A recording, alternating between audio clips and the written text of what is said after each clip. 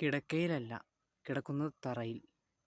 IV സ്റ്റാൻഡില്ലാത്ത glucose കുപ്പി കയ്യിൽ പിടിച്ചു നിൽക്കേണ്ട അവസ്ഥ.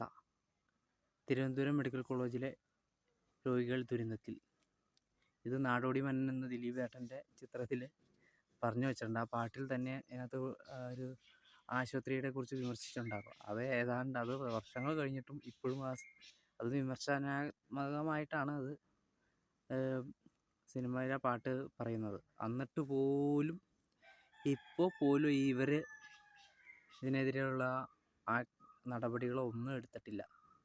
ആ രോഗികൾ ശരിക്കും രോഗം ഭേദമാണ്, ശരിക്കും കിടക്കുകയൊക്കെ ചെയ്യണം. നല്ല വിശ്രമം ആവശ്യമാണ്. ഈ ഗ്ലൂക്കോസും പിടിച്ചുകൊണ്ടിരിക്കുന്നതിന് എന്നാ അർത്ഥമുള്ള അവിടുത്തെ ആൾക്കാരൊന്നും, ഇവിടുത്തെ അധികാരികളൊന്നും കാണില്ല. മേയർ ഇവിടെ തിരുവനന്തപുരത്ത് ആരാ മേയറുള്ളത്? അവർ വന്ന് നടപടി എടുക്കട്ടെ. ആരോഗ്യവകുപ്പില്ലേ? സൂംബ ഡാൻസ് കളിക്കണ്ടായിരുന്നല്ലോ, അവരൊന്നും ഇത് കാണുന്നില്ലേ? കഷ്ടം.